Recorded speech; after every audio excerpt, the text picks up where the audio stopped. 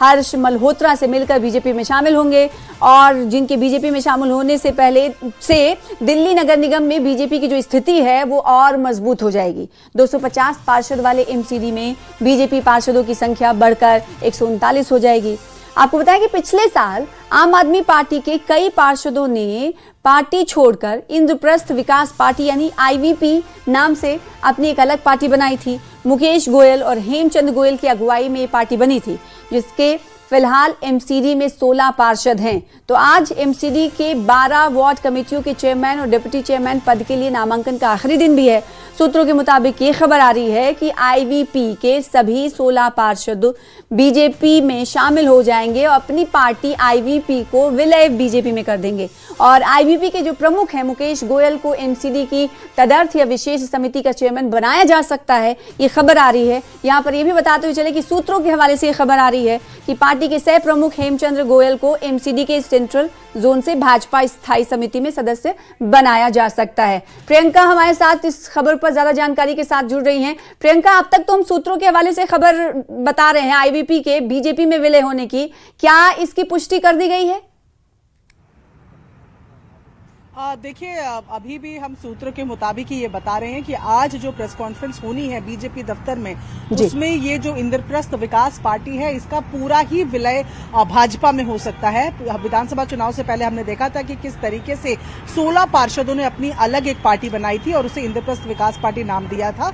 लेकिन अब जिस तरीके से जोन के चुनाव भी चल रहे हैं और 2027 में एमसीडी चुनाव भी है, ऐसे में अपनी स्थिति को और मजबूत करते हुए बीजेपी में आज माना जा रहा है कि इन तमाम 16 पार्षदों वाली पार्टी जो है इसी का पूरा विलय हो जाएगा। तकरीबन 11:30 बजे, 11:30 से 12 बजे के बीच में ये प्रेस कॉन्फ्रेंस होनी है, जिसमें दिल्ली की मुख्यमंत्री भी होंगी। हर्ष मल्होत्रा जो कि एमओएस नॉर्थ के यानी रोड एंड ट्रांसपोर्ट के हैं, साथ ही साथ दिल्ली बीजेपी के अध्यक्ष हैं, उनकी मौजूदगी भी रहेगी। मुकेश गोयल भी बताया जा रहा है मंच पर रहेंगे, जो कि इस पार्टी के अध्यक्ष रहे हैं। और ऐसे में अध्यक्ष और उपाध्यक्ष दोनों के लिए ही जो अभी जोन के चुनाव होने हैं उनमें सीटें तय कर दी गई हैं, ये जानकारी भी मिल रही है। यानी कि एक सेटलमेंट पर दोनों पार्टियां आ गई हैं और इसके बाद आज इस पार्टी का विलय बीजेपी में हो जाएगा और 27 के चुनाव से पहले बीजेपी जो है एक बार फिर मजबूत स्थिति में एमसीडी में कम से कम नजर आएगी। जी, तो वही यही सवाल मेरा अगला होने वाला था आपसे कि आईवीपी के विलय से या आईवीपी के समर्थन या हिमायत या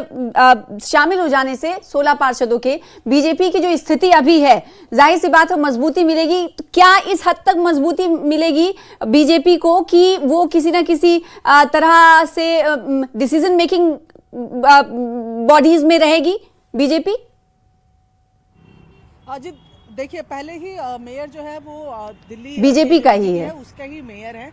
उसके अलावा हाँ, उस पे बीजेपी के मेयर है। और इसके साथ अगर बात की जाए तो एमसीडी में 2 चीजें होती हैं, एक मेयर होता है, एक स्टैंडिंग कमेटी चेयरपर्सन होता है, और ये दोनों ही बेहद अहम होते हैं। ऐसे में स्टैंडिंग कमेटी चेयरपर्सन में भी अभी जो संख्या है, बहुसंख्या है, वो बीजेपी की है। लेकिन अगर जोन वाइज भी रिप्रेजेंटेशन बढ़ेगा तो जाहिर तौर पर स्टैंडिंग कमेटी को उससे बल मिलता है और पावर टेकिंग फाइनेंशियल डिसीजंस जो है वो उस पार्टी से, वो स्टैंडिंग कमेटी से पास होते हैं, जिसमें और बल मिलेगा। कुल मिलाकर संख्या का सारा खेल है और संख्या जिसके पास ज्यादा होती है उसकी ताकत ज्यादा होती है। तो बीजेपी की ताकत में आज 16 पार्षदों की ताकत और जुड़ने वाली है। तो ये क्या ये माना जाए कि आईवीपी के जो नेता बीजेपी में विलय जो कर रहे हैं उनमें कुछ जिम्मेदारियां, जैसे कि कुछ नाम है जिसका जिक्र हम कर रहे हैं, तो क्या लगता है कि इन्हें कुछ प्रमुख जिम्मेदारियां दी जा सकती है?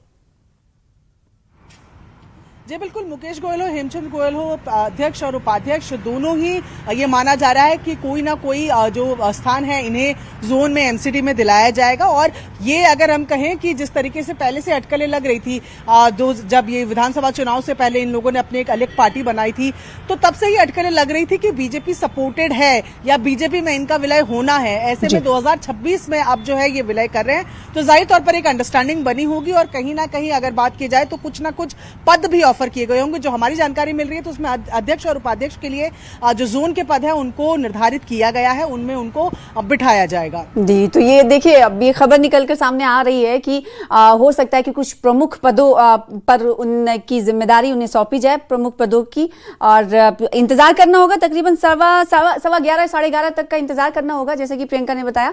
बहुत शुक्रिया प्रियंका हमारे साथ जुड़ने के लिए, इस खबर पर ज्यादा जानकारी देने के लिए। तो आज आप छोड़कर पार्षदों ने आईवीपी जो बनाई थी